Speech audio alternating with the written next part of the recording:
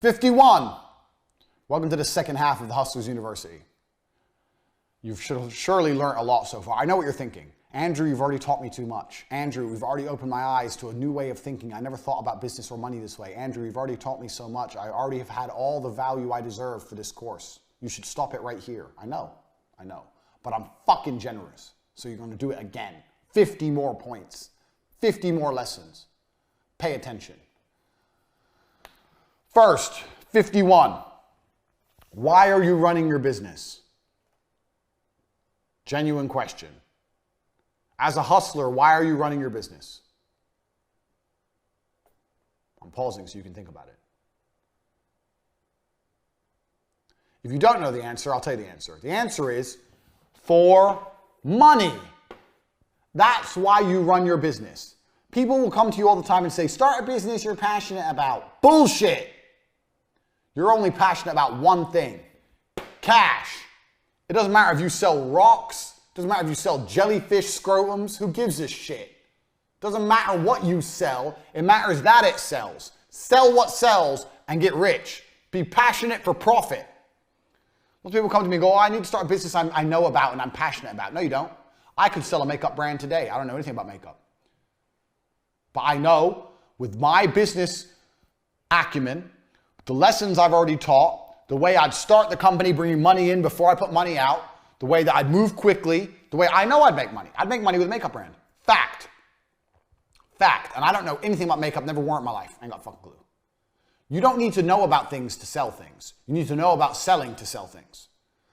The idea that you need to be passionate about the business to make money from it is complete airy-fairy bullshit that idiots say. You are passionate only about what's making you money. You are passionate for profit. You're not passionate about product. So if you can make money selling concrete, let me tell you something. There's some Chinese billionaire out there, B, not M, B, who's selling rocks and concrete and making billions. Do you think he's passionate about concrete? Do you think he's fucking making love to concrete, kissing it late at night, hugging it in bed? Think he's got a fucking concrete doll and he's made a little hole for his dick? No, he doesn't give a fuck about concrete. He gives a fuck about money. As should you. Drop that I need to be passionate garbage. Passionate for profit only. 52. This is specifically for you social media marketers. War is profitable, but not always. So I get this a lot. I see a lot of people who have digital products constantly in battles with other people in the space trying to get attention through war to try and sell products. War online is very much like real war, and you need to sit and plan and strategize if it's worthwhile. What are your end goals? What are your end objectives? How are you going to achieve them? Is your end goal and objective just to get people paying attention to your tweets? Is your end goal and objective to sell products? Is your end goal and objective to defame and to devalue the status of your opponent? What is the end goal and objective? War can be profitable, but you need to make sure it is worthwhile. You shouldn't be arguing with small accounts, people who are smaller than you. I will only beef with someone if they have more than 10,000 followers. Know your place, know their place. War can be profitable, but you need a strategy for war. So when I went to war with the Star Wars guys, let's show the Star Wars tweets again. My strategy was clear. Who likes Star Wars? Guys. If you meet a hot girl, she doesn't like Star Wars. Really, they don't care. Who's passionate about Star Wars? Guys. What kind of guys? Dorks. What do dorks need? Well, dorks usually have some money because they're dorks, but they don't have any girls. So if you will go through my Star Wars thread, you will see my strategy is simple for war. Sell my PhD course. Sell the ability to get girls. Show lots of girls. Sell the ability to how to obtain females. That was my strategy for that battle. And it worked fantastically well. That weekend, I sold a lot of PhD courses. I think I did like 15,000 or something. All basically off the fact that I said Star Wars was bullshit. I had a clear objective for my battle. Most people will go viral or they'll go battle and they haven't got a clear objective. They don't know what they're trying to do. I knew exactly what I was trying to do. Poke the geeks, annoy the nerds, and then off the back of it, be humorous enough for them to entertain the idea of learning from me how to get girls. That made me money. War needs strategy. So if you're going to go to war in any way, either in the physical world or the internet reality, You need to be prepared, and you're not prepared without strategy. So war is only profitable if you have a strategy. Have a clear end goal, have a clear objective. Don't end up like America, stuck in the Middle East in forever, endless, pointless, nothing wars. That's what most people online are doing, constantly jabbing at each other for no reason. It's pathetic. I don't go to war often, and if I go to war, it's gonna pay me. I don't lose money to go to war. War is profitable, but only if you do it right. Keep that in mind. 53. Another thing that sells. We already talked about predicting the future and preempting the future. Presume the sale by talking about the future. Do you know what else makes people buy things? FOMO. Fear of missing out. I know you know this already. You're thinking, Tate, I already know that.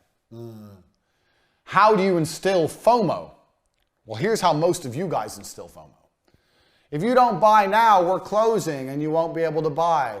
No one cares, because we know that that's a lie, and we know that you're just closing it artificially to try and make some artificial deadline, so no one cares.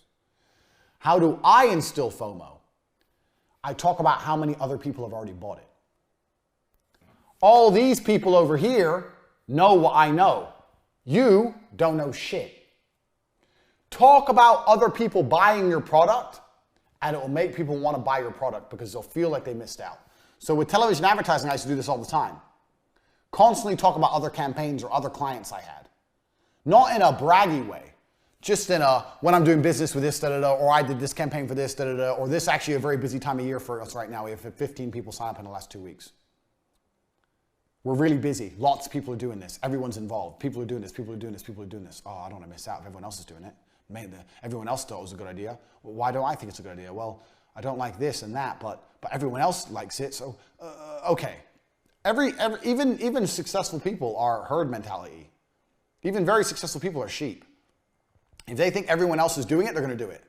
It's the same with fashion trends. How many stupid, fucking, dumb pieces of clothing have you seen people wearing? But everyone else is wearing it. People need to know that lots of other people are buying. You need to find a way to make that clear. Lots of people are buying. Lots of people are doing this. You're the one who's not doing it. So with this university, I told the truth. I've been very, very impressed with how many signups I've had. I've not lied. I didn't need to because I've had lots of signups. But lots of people are learning all of my secrets to making money. You don't know. That person has FOMO now. I don't need to say I'm closing the uni. I need to say, look, these fuckers know a whole bunch of stuff you don't know. I did this all the time with advertising. It was fantastic with advertising. This is a really busy time of year for us. I used to say this, you know what, any time of year. January, February, March, April, May, June, July, August, September, October, November. Didn't matter. Do you know what I used to say? I say this is a really busy time of year for us because people are gearing up for Christmas. They're like, Christmas? It's March. I'm like, yeah, exactly. People are preparing already for the Christmas rush. It's March. So now they're sitting there going, it's March. We haven't even thought about Christmas yet. All these other businesses are thinking about Christmas. They're thinking about doing adverts at Christmas. It's March. We haven't even thought about Christmas. Yeah. Oh, yo, shit. Oh, shit. Christmas. Shit. I used to say that any time of year. December 1st or January 1st. I used to say January 1st. I used to say, when I used to go to meetings, I say, you know what's funny about January? They say, what? I say, we sign up most of our Christmas advertising this month. They go, really? I go, yeah, we're preparing for Christmas in January. After Christmas, everyone's made a lot of money with TV advertising. People have made a lot of money in the campaigns we've already run. So now they're already preparing for the next campaigns at Christmas. So we're actually gearing up for Christmas right now. People be sitting there going, oh, well, maybe I need to do a campaign at Christmas. Other people are doing things. You're not doing anything. You are lazy. You are slow. Other people are ahead of you. Quickly, get on the train. The train's leaving. Quickly, get on. Quickly, pay the invoice. Yep, thanks. That's how you do it. I used to do it all the time with advertising. Talk about other people buying. It sells. Always talk about other people buying. Super important because it sells. Because one, instills some confidence in them that you're a real person, a real company. Two, it allows their thinking to be checked. Well, I think it's a good idea, and all these other people think it's a good idea, so it must be a good idea. So on my website, you'll notice on CobraTate.com, I have something called social proof. I pay money to have that thing in the bottom that tells people every time someone buys from my website. So when you go on my website, you see other people are learning. You're not learning, but other people are. FOMO, super important. You can apply this to nearly any other company, any other business. Other people need to buy. Super important. 54, chaos and opportunity. I once got told that chaos and opportunity are the same word in Japanese. I don't know if that's true, but I'm going to say it. Chaos and opportunity are the same word in Japanese. In other words, every cloud has a silver lining. Every time stuff's fucked up, every time there's chaos, every time there's a mess, there is an opportunity, a huge opportunity. And you have to find a way to identify it, one way or another. That's all it is. There's always a way to identify. So, what's a chaos? What's a fuck up? I don't know. Off the top of my head, it doesn't matter what it is. The point is, you already applied speed to fix it, but you need to find a way to twist it in your favor. There's always a way to twist it in your favor. So it doesn't matter what it is. Let's say your back end isn't done properly. Your back end is missing a bunch of vital information, let's say. Okay, cool. So you need a whole bunch of orders. You need something, you need people to fill in some information to fill in the back end. Then you hit up all your customers with a ridiculous deal. 99 cents for our face screen. Usually $10.99, 99 cents if you buy with any other product. Some ridiculous fucking deal. Even if it's a break even. What do you get? You get a whole bunch of orders, fills in your back end's back. Even if you just broke even on it, you filled in your back end, you've got some more loyal customers who are more prepared and more used to spending money on your website. Bang, done. There's always an opportunity. Doesn't matter how fucked up things go wrong, there's always an opportunity somewhere, you just need to find it. You've got to sniff it out. Something's gone, there must be some way here I can make some money. And everything has to feed back to remember the money in. That's important. Chaos and opportunity are the same thing. Especially, that's chaos within your business. If there's chaos within your market, it's even better. So, I don't know. Let's say, okay, off the top of my head, 9/11. Why that came to my head, I don't know. 9/11 fucked up the airline industry. All the planes got grounded, no one could fly, huge lines at the airports, Chaos. There's chaos within the industry. So where's the opportunity? This is all off the top of my head. If I was an airline executive boss, I'd be going, okay, from now on when we sell tickets, we're going to sell it with an added option for insurance, for refunds in the event of a terror attack or an unpredictable event. We're going to contact a big insurance company. We're going to get them to insure us. We don't have to really do anything. We'll get them to insure us and we'll sell the insurance packages on top at a premium and make some extra money. Because now people who've been stuck in the airport for 4 days, next time they book a flight, they're going to be like, yeah, you know what? I'm going to pay for that insurance. I remember last time it was a nightmare. If I pay for this, I get all my money back and they'll book me a hotel. Bang! Chaos in the industry. Opportunity to make more money. This comes to me off the top of my fucking head. Where else was there a huge chaos in an industry?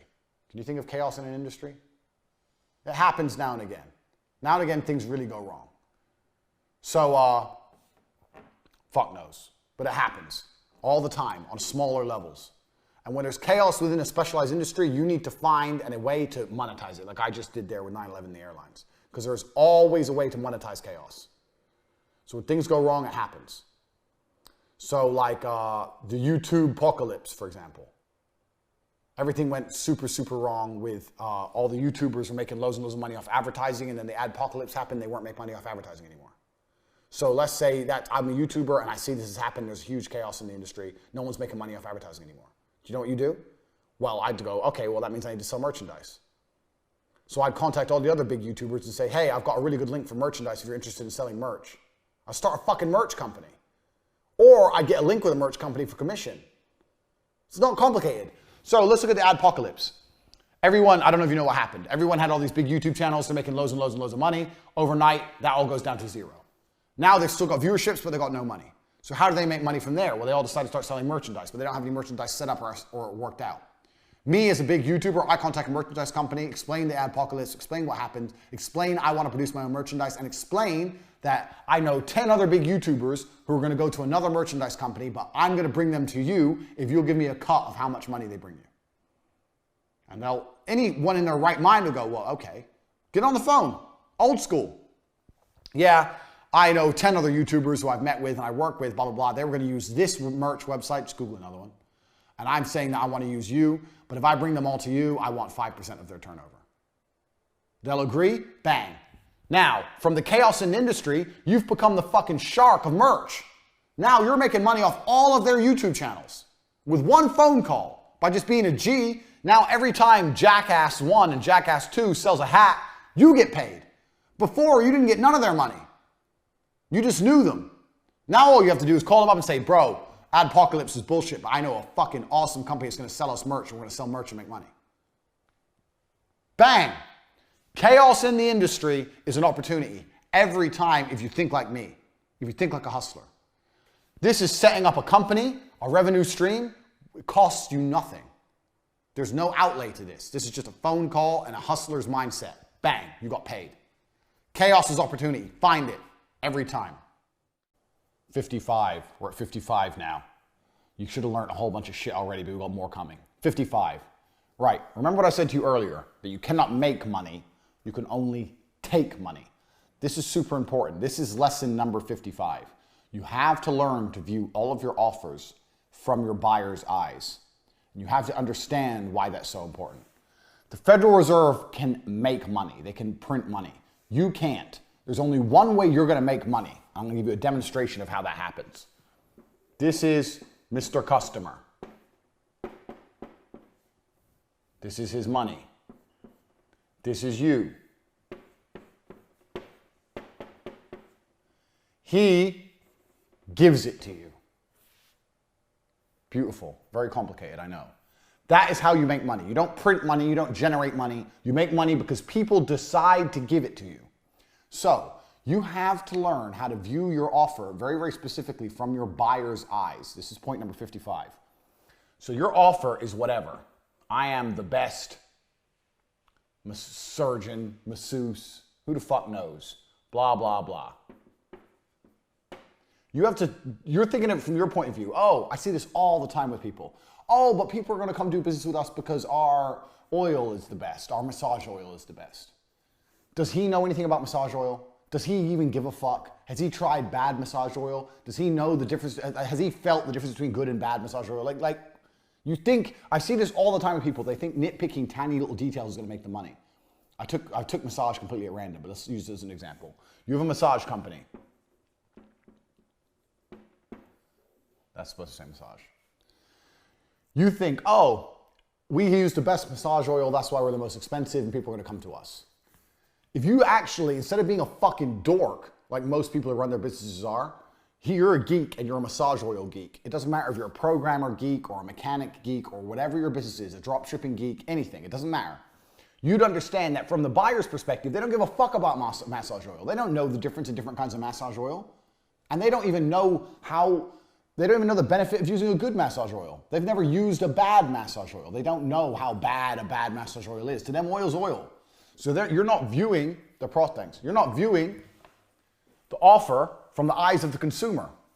You're viewing the offer from the eyes of you, a knowledgeable nerd. Most consumers are not knowledgeable, especially on what you're trying to sell them. They don't know anything. You have to view it from their eyes. If you view it from their eyes, you'd understand they don't give a fuck about massage oil. So then your choices are as follows. Either you educate them on massage oil, you incorporate that into your advertising and teach them and explain to them why it's better, or you fuck it off and get something cheaper and save money. Those are the two genuine options. Always look from your buyer's eyes. Why is your buyer going to give you money? And do this intricately, like do it down to the tiny details. Doesn't matter, we'll go back to a coffee shop. Why are they going to come get coffee with me? Because my chairs are comfortable, because my building looks warm. I use those the same lights we have in here, Edison bulbs, to make it look warm. My staff, I've got a couple cute girls there. My cups are cool. I got colored cups. It doesn't matter. You need to think of everything. Why would someone walk past my coffee shop and go, yeah, I actually do want coffee? You have to think on it at that level. For every single product you sell, why you and not someone else? Because there's always someone else selling. So you're viewing yourself from the buyer's eyes. While you're doing that, you can view your competition from the buyer's eyes. So if you do it in this example, this is the competition. He uses cheap massage oil, but he's cheaper than you. So from the buyer's eyes, he's like, okay, masseuse, he's 20 bucks cheaper. Massage is a massage. I'll just go with him first. They'll go with the cheap guy first, and unless it's absolutely awful, they're not likely to upgrade. Now, I've said many times, don't sell on price. So I'm not saying you should try and outprice your competition. My point is, if he is viewing two of you and the only difference he can identify is the cost, why would he buy the most expensive one?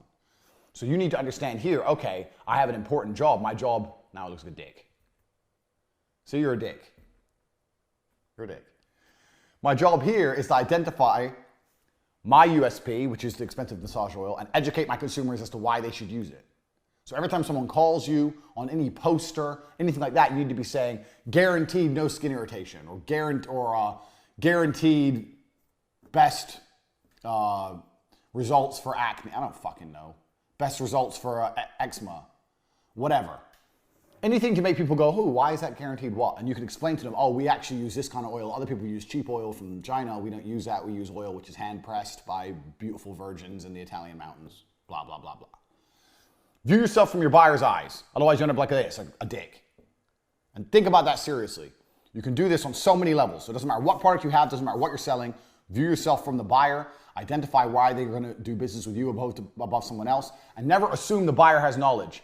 This happens all the time where people go, oh, but actually my company does this and my company does that. And I sit there and I go, yeah, but no one knows that. And no one cares. You think that matters. It doesn't matter. You think that matters. It doesn't matter at all. You need to educate the buyer why that matters. Otherwise, they don't give a fuck. View yourself from the buyer's eyes. Do not view yourself from your own knowledgeable eyes. And this feeds perfectly into lesson number 56. If you want an unbiased opinion from a general consumer on your company, I'll tell you who you get it from. Number 56. Let me clear my board quickly because having the dick behind me is a bit weird. We've all identified your dicks. Number 56. Ask your mother about your company. Doesn't matter what company you want to launch. Go and ask your mother about it. I'll tell you why.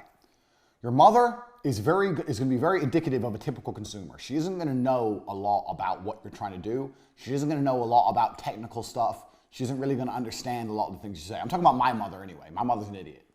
And I mean that with all due respect because she's a nice lady, but she's just stupid. My dad was the smart one. So they ain't going to know a whole bunch. And two, your mother's never going to bullshit you. So if you have an idea for a company, let's say you want to fucking, I don't know, okay, you're a masseuse, and you go to your mom, hey, I'm going to open a massage company. Really? You're going to open a massage company? Why? Well, I think I can make money making massages. Well, how much is it going to cost? This much. That's expensive for a massage. If that's the first thing she says, you've got a problem. No, it's not expensive because we use the best massage oil. Well, what's the difference in massage oil? It's all the same, isn't it? Bang. Your mother is going to give you the best market research you're ever going to have in your life. Now, if you're selling something super specialized and your mom may not understand, then maybe, I don't know, maybe a little bit more difficult. But for anything basically normal, you should ask your mom about your company because she's going to identify all of your problems straight away. That conversation, imaginary conversation I just had with my mom, she identified that I'm coming across as expensive and that no one gives a fuck about massage oil. Bang, there's your problems identified. Your mom's never going to bullshit you. She's always going to be straight to the point and explain to you exactly what your issues are and what needs to be solved. Any company you're launching, you need to show to and speak to your mom about because she's going to cut the bullshit faster than anyone. Please remember, your average typical consumer is not an educated person because most average people in the world are not educated people. They don't have much knowledge of anything and they certainly don't have knowledge of your particular subject and they don't have specialist knowledge of your subject. I don't know about you. I mean, I'm a professional fighter. I've been getting massages where I've been training hard for many, many years. When I walk into a massage parlor and they say, do you want sports massage, Swedish massage, this massage, that massage? I still don't know the difference. I don't know. They're all the same, aren't they? I don't know. All I just go, okay, this one. So I don't even know about massages. And I've probably had more massages than most people. And this is my point exactly. Your consumer is not educated. So you need to educate them and then make them understand why you're charging more. Or you need to remove that barrier. So when I just gave that conversation with the mom there, with the massage oil, she's already identified as expensive. She's identified no one gives a shit about massage oil. Your mom is going to tell you what ideas are good and what aren't, and she's never ever going to bullshit you. But you know why? Because your mother wants you to be successful. Your mother does not want you wasting your time on some company that's never going to pay you. Your mother wants you to do well. So any idea you have, go to your mom and say, what do you think of this company? See what she says. And then if she sits there and she says only good things, say, well, would you buy from me? No, because I don't want that. Why don't you want it? Oh, I don't know. I don't. Start writing down all the reasons she wouldn't buy from you. Why doesn't she want it? Why wouldn't she buy from you? Work out how to overcome all of these things. You're going to get a whole bunch of information. So you're speaking to your mom, ask her, have a general conversation about the company, and then ask her why she would or wouldn't buy from you, and make sure you write that information down. If she says, I would buy from you because X, Y, Z, good. Those are your points you need to press home in all your advertising. If she says she wouldn't buy from you because of X, Y, Z, you need to go, okay, how do I solve? How do I overcome these? Why wouldn't you buy a massage from me, Mom? I don't have time. Oh, we have mobile masseuses though. We come around, we'll come to your house if you haven't got time. Oh yeah, but you know, well, how do I book it? We'll put a flyer through your door and you can just book by text message. Okay, like anything to overcome, find out what her problems are and overcome them. So you have to speak to your mom about every single company. This is super important because it's the best market research you're gonna get. If you can do your market research in advance before you launch your company, that's less time you're gonna spend fucking up and more time you're gonna spend making money. So every single company I launch, I speak to my mom about it. So even when I launched my PhD course, I said to my mom, I'm gonna launch a course telling guys how to get girls. And she said, oh, don't make more men like you out there. That's what she said. I was like, what do you mean like me? She goes, oh, well, the way you are with women. And I sat there and I thought, okay, bang, I know this is gonna work. Because even my mom knows I'm pimping hoes. Even my mom knows. She's seen so many chicks coming out the door. Even my mom's like, all right, I don't know what kind of son I've raised, but he's tearing through these chicks dangerously. So with the PhD course, I knew it would be a fantastic idea. Because even my mom was saying to me, look, you're gonna make some dangerous men out there. So every single business I've ever run by my mom, all of them. And sometimes she said some pretty smart shit. There's a level, you know what? There is a level of intelligence which comes from absolute stupidity. So like, smart and stupid is a circle. So you have smart at the top, and you have stupid at the bottom. And you have this circle. And let's say this is the smart side, and this is the stupid side. So it's in half. This is stupid. I know this is written bad. And this is smart. But sometimes you can get comments which are just on the edge, you know? And mums are great at this. So I bought my new Lamborghini. And I drove to my mom's house. I said, Mom, I bought a new car. What do you think? She goes, what is that? I said, it's a Lamborghini. She goes, how much was it? I said, oh, it was 300 grand. She goes, you spent 300 grand on a car? I was like, yeah. She goes, let me see. So she comes out and she says something that was so smart. It was actually, no, it was so stupid. It circled back around to smart. She looked at my Lamborghini and goes, why would you spend 300,000 on something that only has 2 seats? As in, it should have more seats because it costs more money. So I should have got a bus for my money. I guess that's her logic. Her logic is, why would you, it's only got 2 seats, so it's shit. Which is stupid, but it kind of gets into the smart realm. It's kind of, you know, you get a lot of these kind of comments from mothers. They say things which are kind of dumb, but kind of smart. And if you can extract those comments and apply them to your company, you'll fix a lot of problems in advance. So that's why speaking to your mom is so important. Next. Key point 57. And this is very, very important. I'm going to tell you a story with this one. Money will never motivate your staff. Never. And I'll tell you why. Money is numbers, and numbers never end. Which means if you're going to try to motivate people with money, it's going to get hard. If someone doesn't like the job and doesn't like you and doesn't like anything about how they're treated in the job or how they feel or what they do, you have to pay them a lot of money to make them do it. A lot of money. And that is not very, very cost effective. If somebody enjoys what they do and they feel part of a community and they like it, then you don't have to pay them much at all. And the proof I'll give of that, I just spat my coffee, I'm just saying proof, sent my coffee everywhere, is that people do shit for sense of community all the time. Remember after T2 Television, I started Vixels, my own company, to sell television advertising. So what happened is I found an office in Luton that was £400 a month. And I decided I was gonna become a millionaire with television advertising. So I got a £400 office. Me and Tristan would sit there, and then we advertised for salesmen, commission only. So it was a commission only position. You sent emails all day long, just emailing marketing managers all day, just copy and pasting, just emailing anyone you could find on the internet, emailing all day long. If they replied to you, there'd be a phone call. I'd do the phone call. So T2 was all phone pitching. And that's why it took a long time for us to train our staff. Every single day we were doing 2 hours of training, phone pitching about television advertising, phone pitching, phone pitching, phone pitching. And T2 made money. But training people to be good on the phones is hard, and a lot of people are scared to do cold calls well. And people are lazy with cold calls. So me and Tristan had the idea, you know what, we're gonna email blast anyone we can find. We'll buy all the magazines, email every marketing manager, we'll go through all of the websites we can find. We'd Google up things like store locator.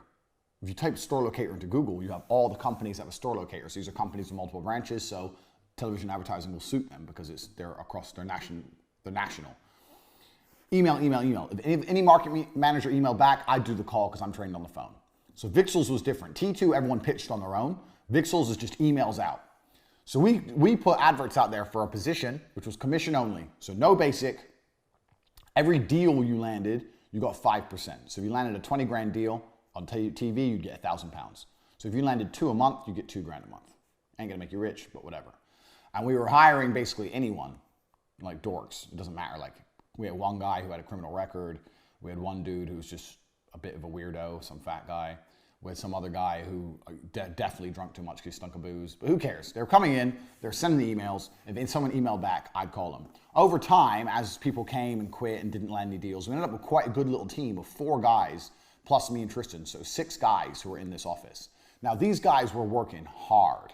They were emailing like machines, because you can't get a machine to email because you got to go to the websites, find their email marketing manager's name. You can buy email marketing manager lists, but they never worked because it changes so often. It's bullshit. So we had to go and manually find and manually type it in and da-da-da. So these guys are emailing. Anyway, most of the guys I had there for the first solid month didn't make a fucking penny. I had free staff for a month. I had 4 guys plus me and Tristan, and they're working their asses off for free. How did I motivate them? Every day I'd come in, positive energy, come in full of energy. Guys, today's the day, we're gonna make it, da-da-da. Oh, your guy emailed back. Oh, I'm calling him later. That's a deal. That's definitely a deal. I've been doing this a long time. Might take a few weeks, but that's gonna be a deal, da-da-da-da. And I'd order pizza. Every day I'd order pizza. We'd sit around, we'd eat our pizza in the office. I'd talk about the big dreams of how T2 was such a big company, how Vixels was gonna be bigger. I'd sell a dream, and they'd eat pizza, and everything was fine. So for a $10 pizza every day, I had 4 members of full-time staff. Now, none of these men were motivated by money. They were motivated by my energy, the dreams of the future. They weren't getting paid anything. They may have been motivated by the future prospect of money, but I hadn't offered them any money to turn up, and they were on time every single day.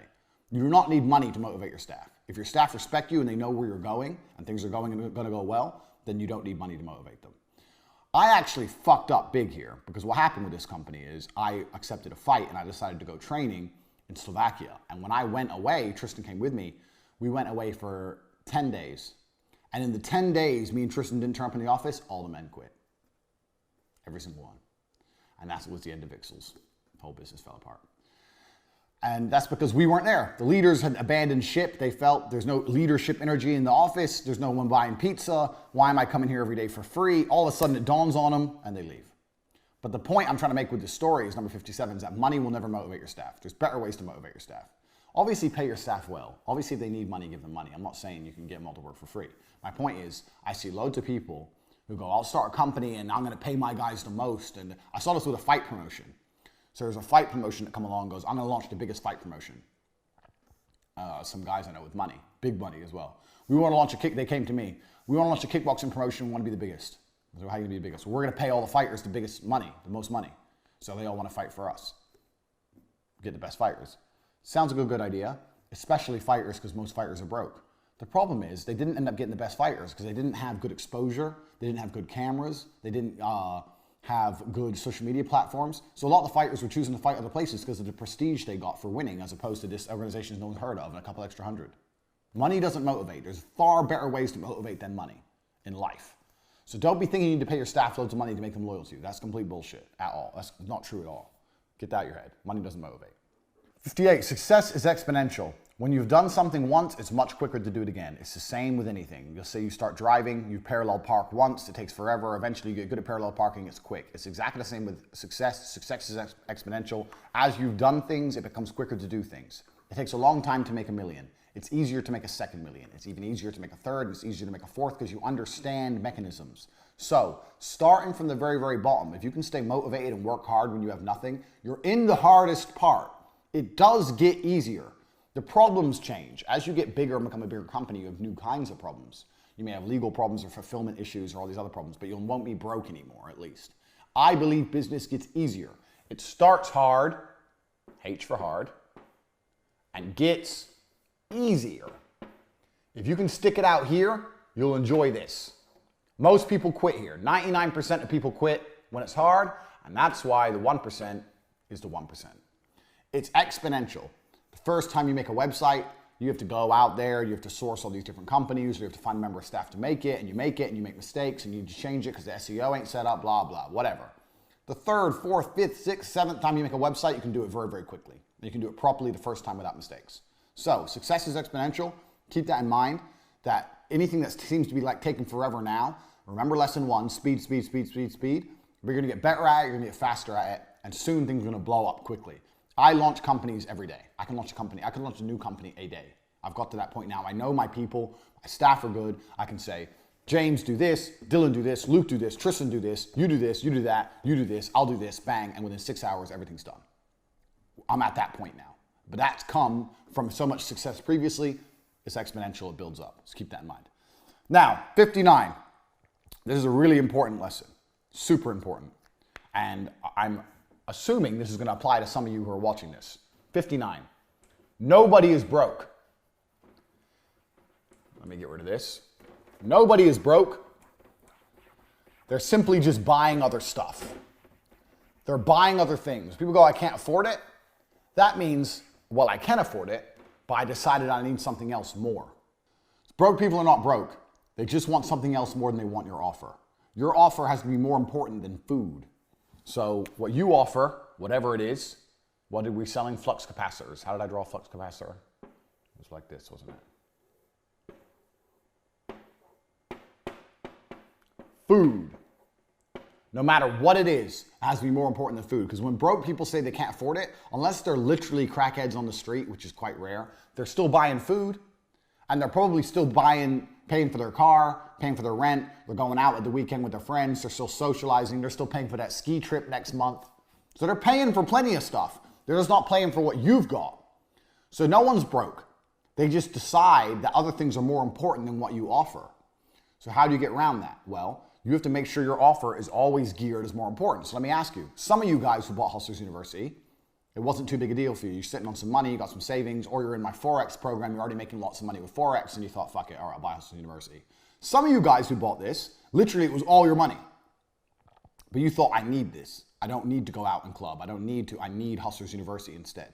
So I convinced you, and you made the right decision. I didn't convince you in a negative way. I convinced you in the correct way because you made a very smart decision.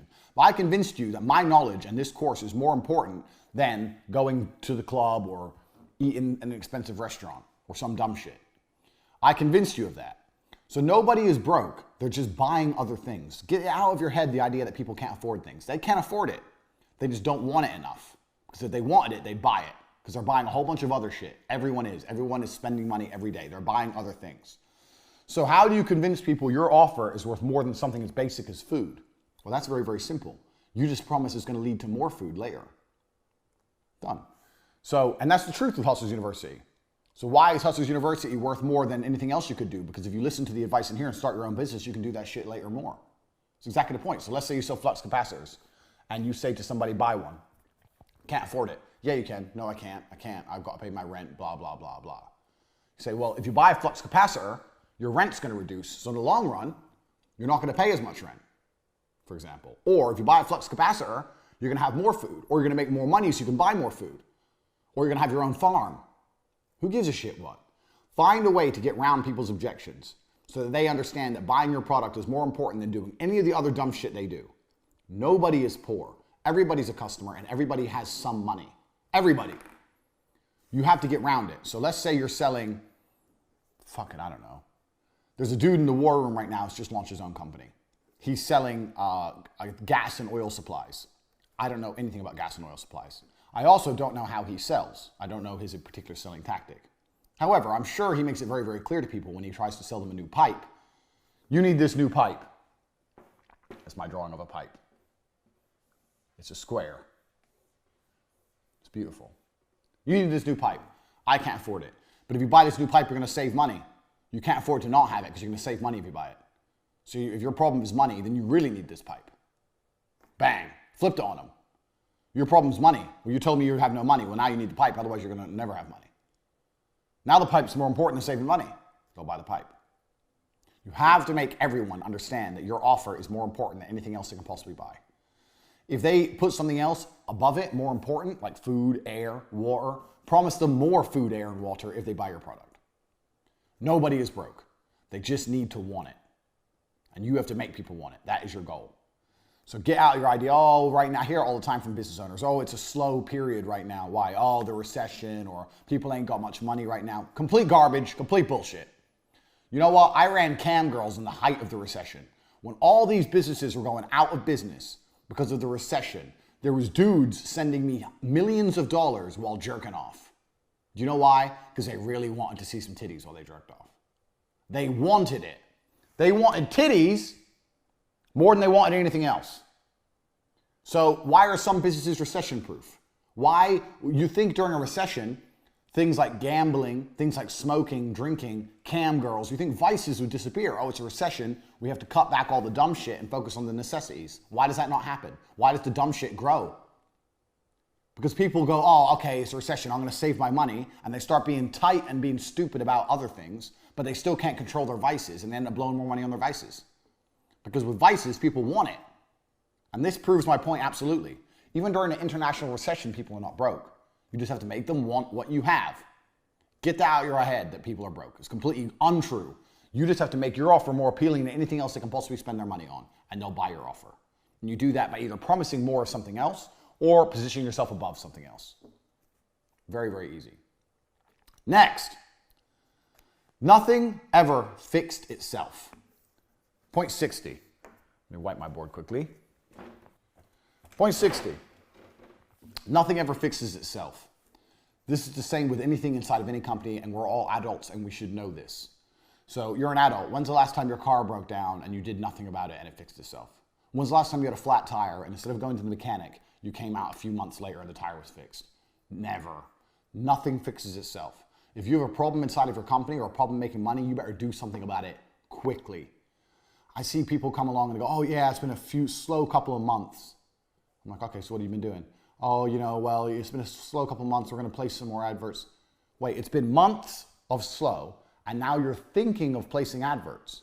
After the second slow day, I would have been in a panic. I'd be like, whoa, what the fuck's going on? It's been 2 days. Where's the fucking money? Oh, but sometimes it can vary from day to day. Nah, don't buy it. Change something now. Speed. Nothing is ever going to fix itself in any company. Same with all your tech stuff. PayPal or fucking your hosting. I know, like, I get one guy I work with, James, he thinks I'm super impatient. If you wait around for other people to just fix things, it never happens. I've had it a million times. The number of times I've been waiting on PayPal thinking, oh yeah, it's going to be fine. It just never happens. You have to hound everyone to the end of the earth. I've been in business a very, very long time, and I cannot think of a single example where I thought, I'm not going to chase or hound or annoy this person and it's going to work out fine. It's never happened. You have to be constantly on the phone 6 times a day. You have to be beefing people nonstop. And there's a reason for that. It's because the people who work at these companies or the people who work for someone else, they don't give a fuck about you. They've got their own problems. Their girlfriend's cheating on them. They can't afford their rent. They hate their job. You think he's really thinking, oh, I really better get this online, this hosting online for that guy. No, they don't fucking care. Even if you call them, they're like, yeah, I understand, sir, it's a big problem. They don't care. They don't care. They've got their own lives. They don't give a shit. No one gives a shit about you. So nothing's ever going to fix itself. So don't be afraid to be a hard ass with the technical things. That's the first thing. And second thing, if you've got a problem inside of your business and you've identified it, you need to start thinking of a battle plan to fix it quickly. It's not going to go away without you doing something, just like the flat tire won't. If you have a lack of customers sitting there going, okay, well, we're still building the brand, we're still building the name, so let's see where we stand in a month. No. You've identified you have a lack of customers. What can you do about it now? Lesson 1, speed. How can you fix that problem today? Even if you come up with a plan, and if you follow my other rules that you've learned so far, you can come up with a plan that costs no money, effectively. You come up with a plan and you implement it. Even if it doesn't work, you're still in the same position. What's the worst that can happen? So this is where Tristan and I sometimes have a little disagreement. So let's say Tristan and I, when we were running the cam girls, there'd be like 3 or 4 days which were really slow. And I'd say to Tristan, where the fuck's the money? He'd go, oh, it happens. There was a big football game. Guys are busy, blah, blah, blah. So no, I don't buy that. Nah, this girl needs a new account because her account score's low. This girl needs new costumes. This girl needs this. Da-da-da. We got to change everything. And Tristan's like, it's been 3 days. Just chill. I'm like, nah, change everything. We need this, we need that. Her set has been the same for a year. Let's re-wallpaper that wall, give her a different set. Let's change this, da-da. So we'll do all those changes. Then 2 weeks later, money's rolling in. Tristan will go, well, money's rolling in now, but I don't know if it was, we don't know if it was the changes you made or it was just the football game. The money might have rolled in anyway, and we've gone through all that and we don't know why. I say, look, what I know is this, the money is now rolling in. Butterfly effect. I know that in the current reality, I did a bunch of things and now the money's appeared. You're saying that maybe if we didn't do those things, maybe the money would have come anyway. Well, I don't live in a maybe world. Nobody knows that. I know that. There was 3 slow days. I identified a problem. I took drastic action and I fixed it. Now it's fixed. You can try and pretend I didn't fix it and that it was going to happen anyway if you want. But things don't fix themselves. I know how the world works. And Tristan eventually will concede. So if things are slow for 1 or 2 days, I'll get in panic mode with my business. And I'll fucking start doing something. And that's when you have your best ideas, when you're in panic mode. And as long as you can implement those ideas without spending a whole ton of money, good. I'm not saying panic, buy Google ads and blow $1 million. I'm saying sit there and go, okay, how can I get customers in right here, right now, speed? What can I do without spending money? All I did was buy some wallpaper, adjust some beds, make a new account that's free, tell the girl to change her lipsticks, and bought her a $10 costume. I spent 20 bucks. Boom. Done. All the money started rolling in. And I know it's because of me. Tristan sometimes would be like, oh, well, maybe it would have happened anyway. Nah, maybe. You live in a maybe world. I live in the real world. I did a whole bunch of shit. All the girls are busy now. I could have just sat there. 3 days are quiet, 4 days are quiet, 1 week is quiet, 2 weeks is quiet.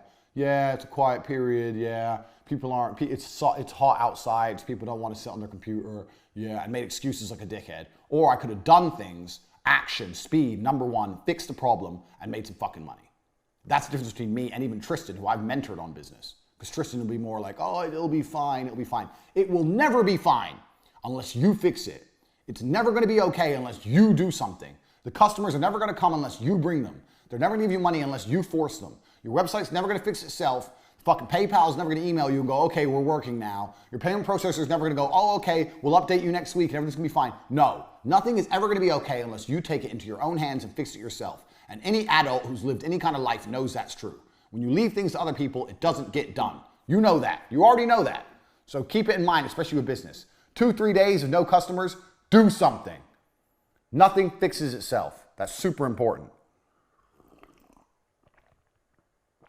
61.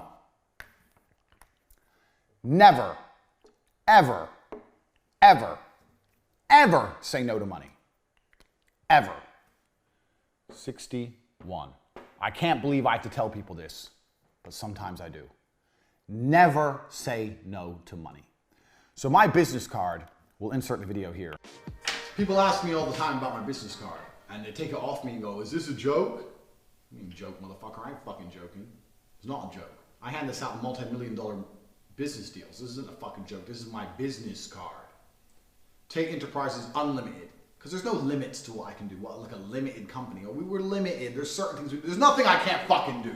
It's the whole point of the card. Kickboxing world champion. Also a millionaire and all-around nice guy. Now most people probably know those facts, but I thought I might as well put them on the card anyway. Now when you flip the card to the back, there's a whole list of activities I can complete for a fee. And this is why people get the idea, the insinuation that I'm joking. The difficult done immediately, the impossible takes a little longer, miracles by appointment. Wars fought. That's right, wars fought. You don't need to be hiring no army. Have you not seen Rambo? Only takes one dude who's pissed off. You can hire me. If you want to go to war, hire me, I'll get it done. Assassinations plotted. Revolutions started. Uprisings quelled. I can start a revolution or I can quell an uprising. Either way you want it done. I can do both. Dragon slaying. Dragon comes along, called Big Daddy Tate. Jet charter, ventriloquist, sexual athlete. The list goes on and on. But the basis behind this card, the reason this card is important and it isn't a joke, this is what I'm basically saying is, if you're prepared to pay me, I'm prepared to get it done. That's my basic business philosophy. Even if I don't know how to do it, that's not the problem. The problem is how much you're going to pay me. Someone comes along and goes, Andrew, I need you to build an oil rig in the most dangerous, rough seas where oil rigs can't be built. And I make up my price. I send them an invoice for $6.6 billion. If they pay my invoice, I'll find a way to get it done. Maybe I have to hire someone else, maybe I have to outsource it, whatever. But if you're prepared to pay me, there's no job I will not take if you're prepared to pay the fee. There's a dragon and no one can beat it and it's killing, it's destroying the whole city, Godzilla's here. Wire me the money, I'll get it done. It's my basic business philosophy. So I put some examples here which may seem a little bit extreme to you losers, but they're not extreme because they're proving a point. I dictate my prices. If you pay the invoice, regardless of what needs doing, I'm the man for the job. I'm currently building an army. I'm building an army in my war room. My war room is a dedicated group of like-minded individuals who are out here looking to get paid, looking to raise funds, looking to change their entire worldview. I've said in my other videos how important it is to only sit and talk about money. Well, in the war room, all we do is sit and talk about money and a few other things, but mainly money, besides the explicit pictures. But war room will be soon added to my new business cards, which are coming. I'm gonna have some new ones made, and they're gonna be embossed with real gold, worth about $6 or $7 each card. Give them out to girls in the club, throw my money away, you know how it is. But the war room's the real deal. So if you're thinking you want a card as awesome as mine, don't worry about that. The first thing to do is get in the war room, get some soldiers, meet some like-minded individuals, and then you can worry about trying to be a G, like Big Daddy T. So you'll see the lesson in my business card is very, very simple. My business card is basically, I'll do anything if you pay me. You want me to tame crocodiles? You want me to overthrow a government? You want me to fucking lead a rebellion in a nation? You want me to become a pirate? I don't give a fuck. How much are you paying me? 2.2 bill? Okay, here's the bank details. You send me billions of dollars, I'll get it done. I don't care if I have to outsource it to someone else. I don't care if I have to fucking, I don't know what I'll do. If you want a rocket on the moon, you're gonna pay me billions of dollars, I will find a way to put a rocket on the moon. Pay me my price. My price may be too much. I may be overpriced, but if you decide to pay me and I have to go speak to Elon afterwards at some billionaire's party and say, bro, I need a rocket on the moon. Here's $5 bill. But you paid me $6 bill. I'll get it done. And this is the point. Never say no to money. I see companies all the time saying no to money. You don't realize even you say no to money. Oh, we don't take Bitcoin. Why? Oh, we don't like it. It's still money. It's still some money. You may not like it. You may prefer other forms of currency, but it's still money. There's someone out there who wants to pay in Bitcoin. You need to create a golden bridge for people to pay you money. It has to be very, very easy to give you money. So if you want to buy any of my services, you can buy in any currency in the world. You can buy in Bitcoin. If you don't want to buy through the website, you can send me a direct bank transfer. If you want to come meet me in person and give me cash, I've done this for War Room members. Hey, I'm in Romania next week. Can I give you cash? No problem. We'll meet up and have a coffee. I will take your money any way you want to send it. If you want to give me Iraqi dinars, fine. Let me check the exchange rate. Bang, yeah. 18 million Iraqi dinars, please. If you want to give me Iraqi dinars, you want to give me gold bars. If you want to give me fucking laundry detergent, I don't give a fuck. If you have 2 trucks of laundry detergent worth $5,000 and you want to use that as payment, I'll take it. I may try and say, don't you have cash? No, I don't have cash. You got Bitcoin? No, I got Bitcoin. All I have is this detergent. Cool, bro, I'll take it. I will take your money. Never say no to money. Any way people want to give it to you, take it. Any way it's easiest for them, take it. This comes down to the whole legality thing. Remember what I said earlier? Get rich before you get legal? This is important. I know loads of guys who are like, oh, we can't take cash because it's against the rules. We can't take Bitcoin because the Federal Reserve and the tax. You're not rich yet, bro. You're not a multimillionaire. You need to take everything you can fucking get. Worry about that bullshit later. Fuck the rules. Dude wants to give you laundry detergent and a gold bar and fucking a pile of South Korean won. Who gives a shit? He's paying. Take it. Take the money. Always take the money any way they're prepared to pay. Any way they're prepared to pay. Such a fucking mistake people make. Make it very, very easy for people to pay you because people can have loads and loads of unique ways of paying. So this happens a lot in Romania. So in Romania, when a company sponsors another company, they usually do it with stock. So let's look at my good friend Sebastian. Whoever knows me knows my good friend is Sebastian. He owns RXF. RXF is a cage fighting organization. So here's our cage. On the cage, you have the sponsors, which get to be all over TV. But the sponsors don't give him cash, they give him product. So one of the sponsors sells roofing things. But they don't want to give Sebastian cash because this is Romania. And it's just Romania works in a different way. So he goes, I don't want to give you cash. I'll give you roof tiles. So he's paying for his sponsorship in roof tiles. Sebastian goes, okay, cool. I'll take your roof tiles. Sebastian takes roof tiles. Then he has another boy who goes out and sells the roof tiles. Or he makes some phone calls about a bunch of roof tiles. Who wants roof tiles? Old school for Moosin. But effectively, Sebastian doesn't go, no, I want money. Because then the sponsor will go, well, I don't want to give you money. I've got a bunch of roof tiles I want to get rid of. And then he'll lose a sponsor. Sebastian makes it very, very easy to do business with him. If you'll pay me in roof tiles, lumber, fucking anything you want to give me, no problem. Just give it to me. And all you need from there is 1 or 2 other connects to shift the stuff. Because roof tiles are money. Because roof tiles are worth money. He gets $5,000 worth of roof tiles. He calls a guy. Hey, I got $5,000 worth of roof tiles. Take them for $4.5 grand. Come pick them up right now. Bang, you may lose $500. Bang, bang, bang, bang. Transaction done. Doesn't lose a sponsor. Make it very, very easy for people to pay you and never, never, never say no to money. Ever. 62. This is some basic shit you should already know. You need to diversify to become anti-fragile against attacks. And when I say this, I'm talking particularly about big tech. And also the way you accept money. So the reason I put these in the order I have is because they all lead into each other. So if you're like Sebastian, you're anti-fragile. You're very anti-fragile because the way he takes money makes him very, very hard to stop. So let's say the IRS or the tax services were to come along and freeze Sebastian's bank account. He'll still run his shows because he can just take roof tiles and lumber and alcohol. He doesn't give a fuck. He runs a show, and by the end of it, he's sitting on fucking 400 bottles of vodka, enough roof tiles and lumber to build 3 medium-sized homes. He's fine. Because this is how Romanians are. They're wheeler dealers. They're hustlers. This is the hustlers' university. It's about hustling. You want to give me a whole bunch of wood and some bottles of fucking wine? Cool. Give me it. Sebastian's anti-fragile now. You can block his bank. Doesn't make a difference. Can't stop that man. He's running the shows. He's getting wood. Doesn't give a fuck. Be anti-fragile. So the more ways you take money, the more anti-fragile you are, because a bank may freeze your account, or you might lose a particular merchant account. So you need to have lots of different merchant accounts, Bitcoin, lots of different ways to take money. You need lots of different banks. But also you need to be anti-fragile in the places you advertise. You need to be on all the platforms, even the ones that aren't so successful, because the successful ones will get banned. I am on Twitter, Facebook, YouTube with 2 channels, Telegram. You've got to be everywhere, all the time. Not even if it's just to reach new people, even if it's to reach the same people different ways, because shit gets fucking destroyed. You have to be anti-fragile. The easiest way to be anti-fragile is to diversify. I talk about this in one of my Tate speech videos, which we're going to reference in here, about you can't go off grids. You need to be on as many grids as possible. Interesting question. If you guys want to ask me a question, you can email me. Email address is at the bottom.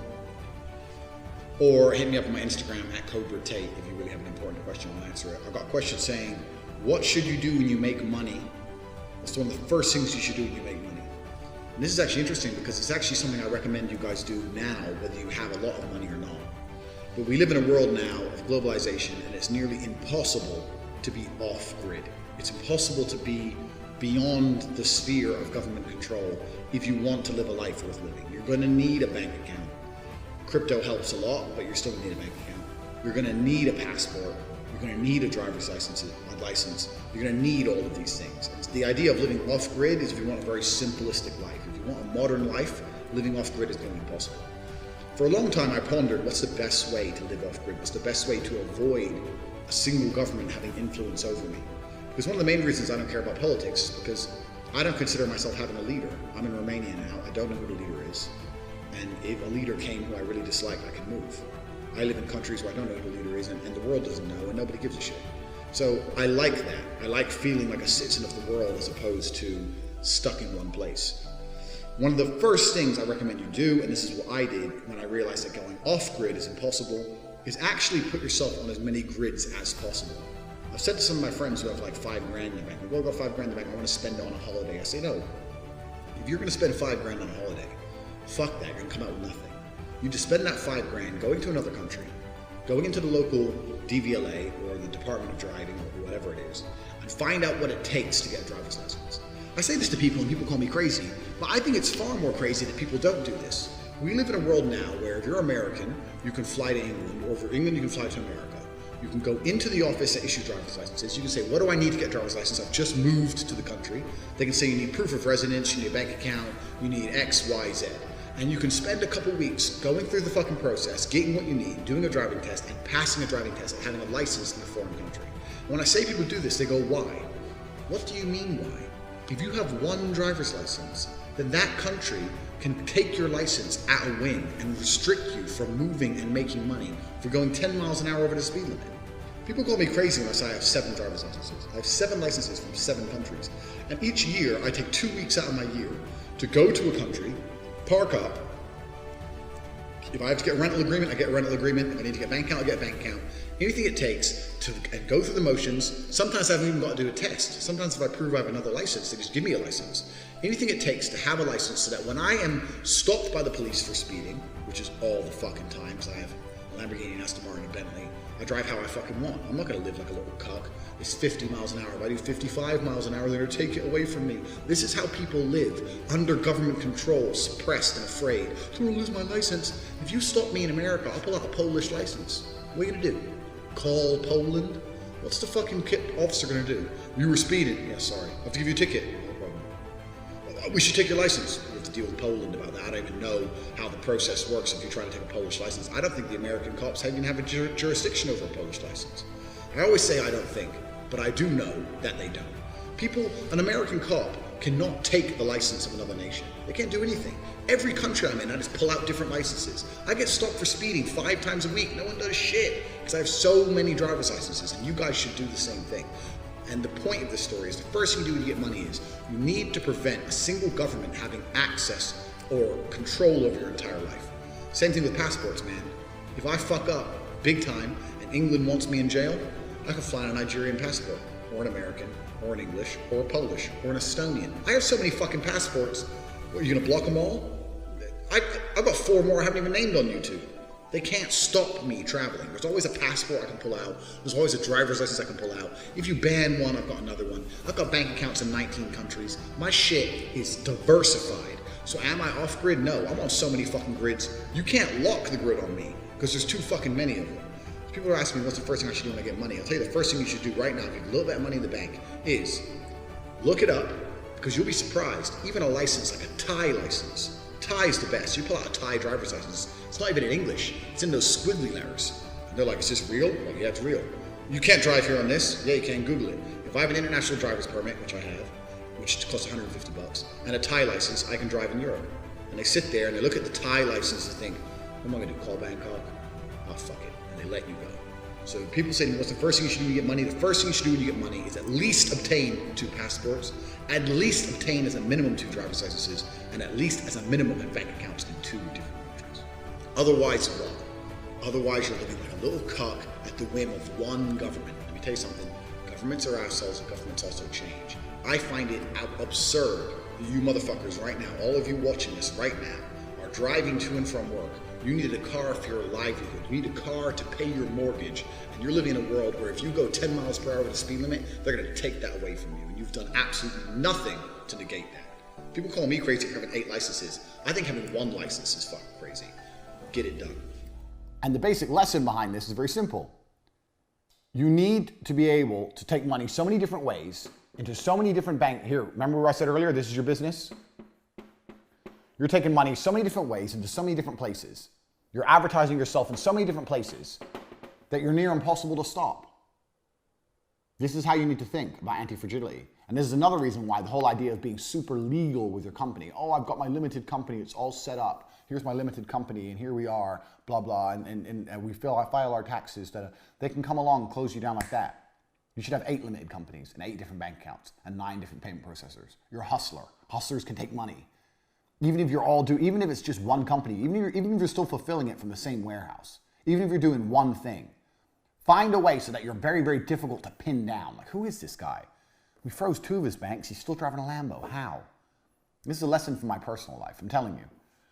Anti-fragility comes from diversification.